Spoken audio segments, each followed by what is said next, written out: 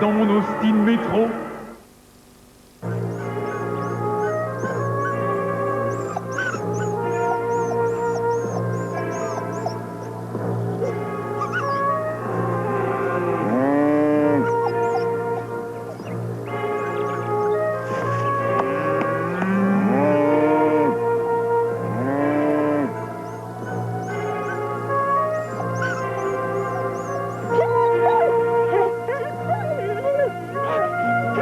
Drouot Assurance est une société privée. Et une société privée se doit de voir les choses un peu différemment. Drouot, une société privée au service du public. Quand on aime le pain frais, on aime le Saint-Moret. Saint-Moret, le primeur du fromager. Studio Line de L'Oréal. Gel fixant Studio Line. Studio Line. Spray coiffant fixant. Sculptez vos cheveux. Studio Line. Gel fort Studio Line. Sculptez vos cheveux.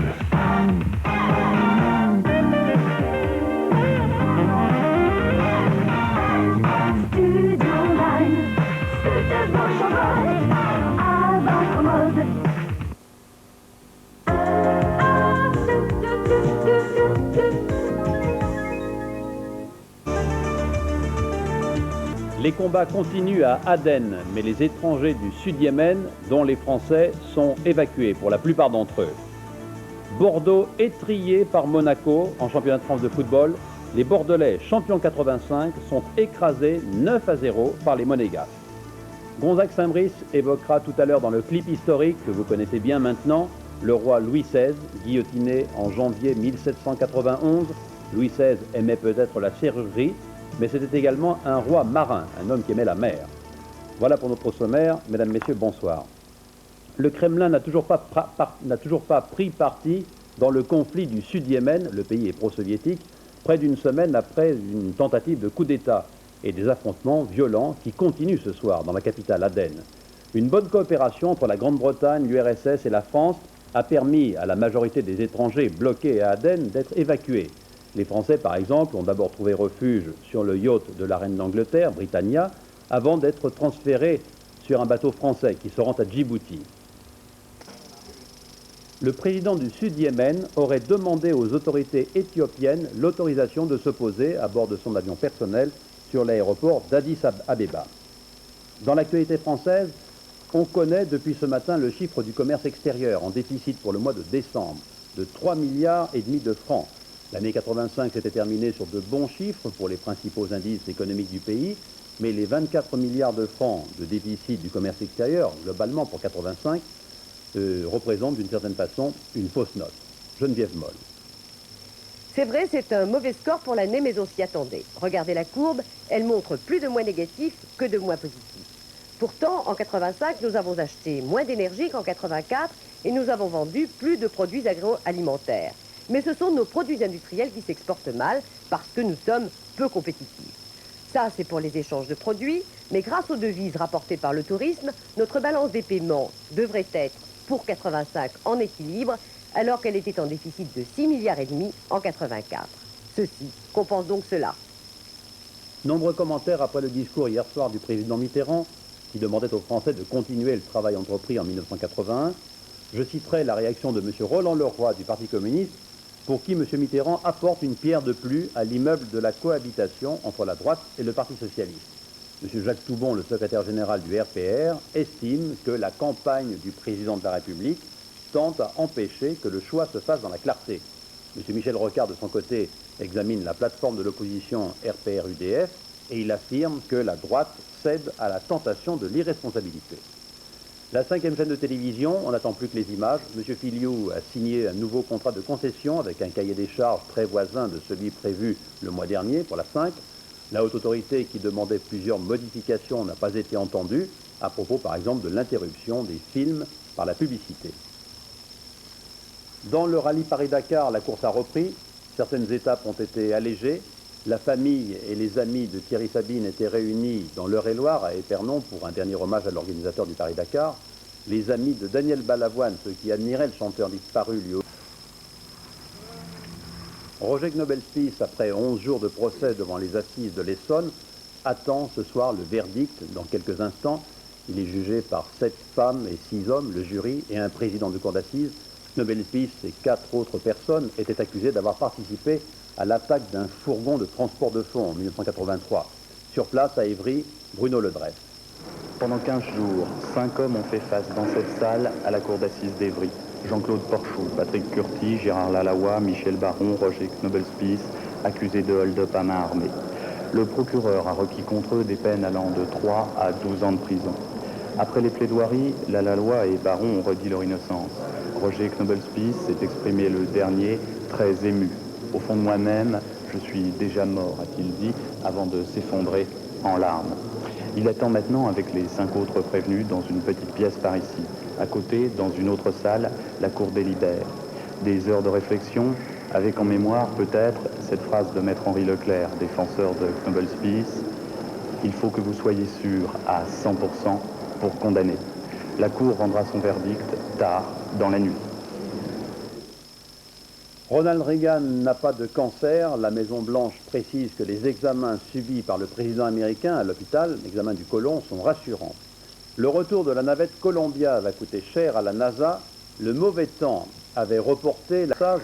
Ensuite, Columbia va revenir en Floride sur le dos d'un 747, du gros porteur.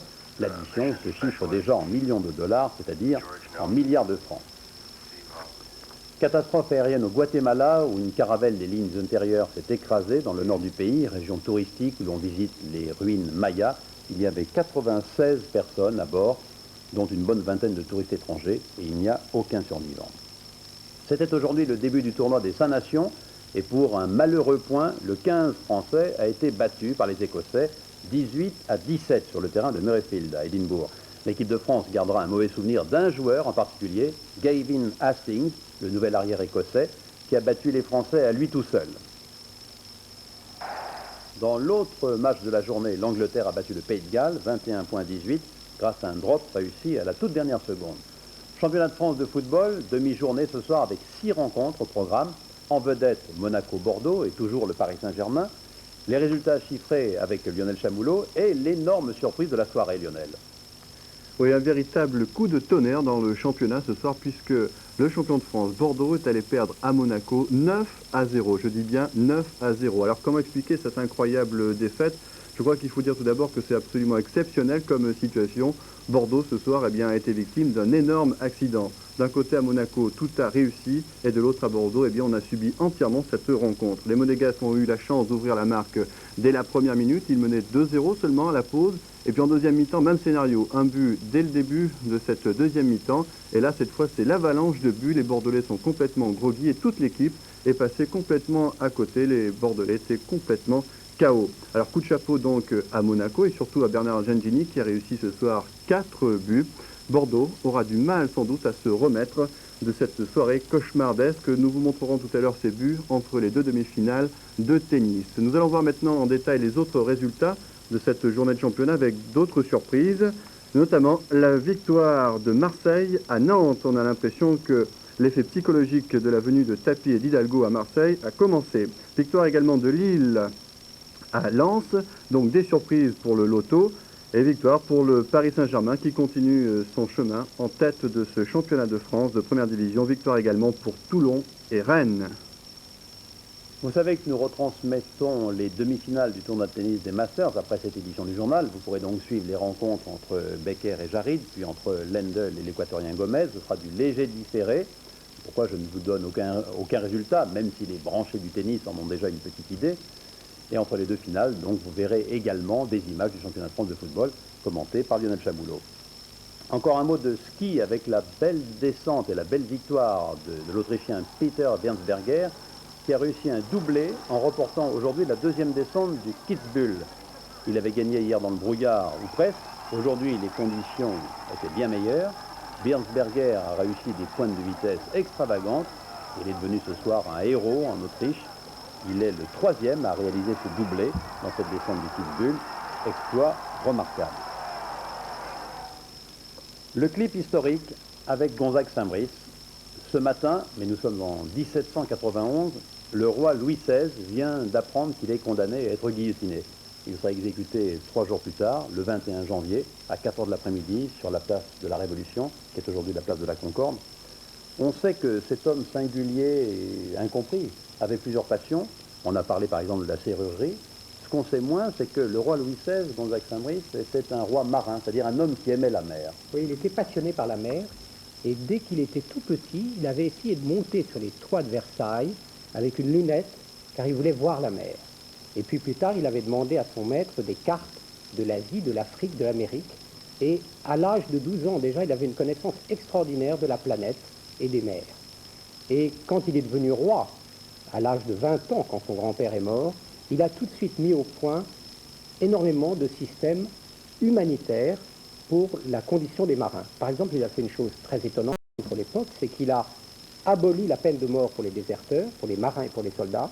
Il a exigé que les officiers fassent exercice avec les hommes de troupe, et il s'est arrangé aussi pour que tous les pêcheurs qui subissaient les batailles navales soient épargnés, ne soient pas au chômage, et qui ne soient pas pris comme prisonniers sur des pontons anglais. Il avait un grand sens de l'humanité dans l'armée, et il s'y est attaché énormément. Il a aussi donné sa part qui devait lui être rendue par les corsaires, et il a fait tout ce travail humanitaire important. Et puis, il a aussi doté la France d'une force navale, d'une force de frappe navale très impressionnante.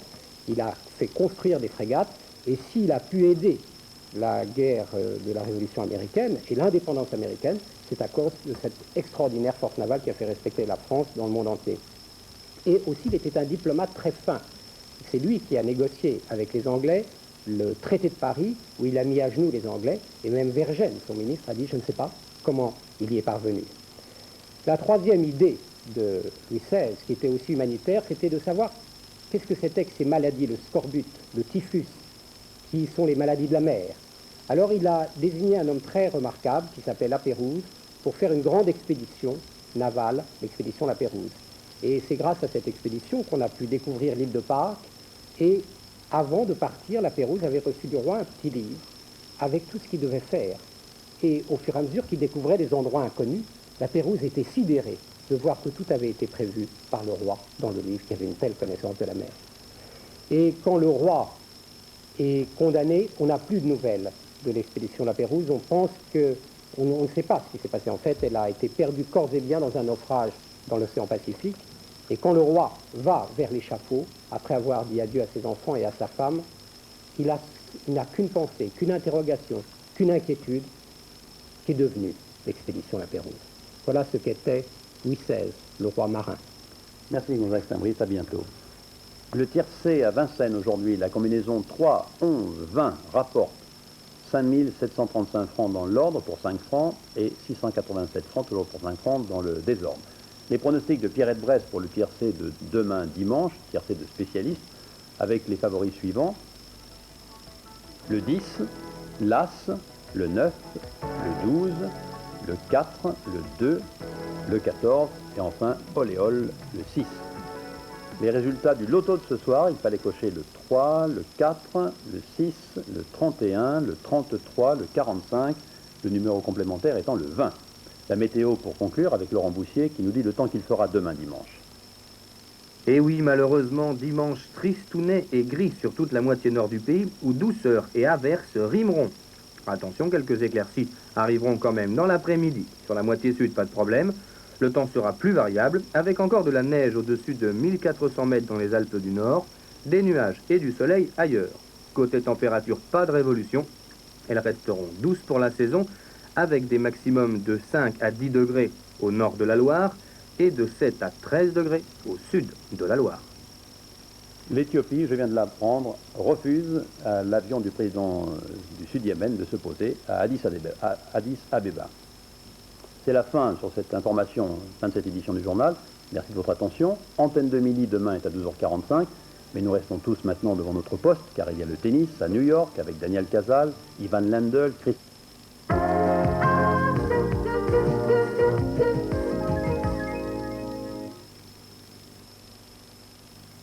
Sera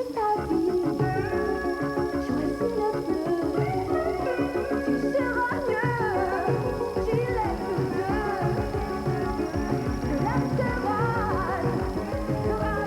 fort.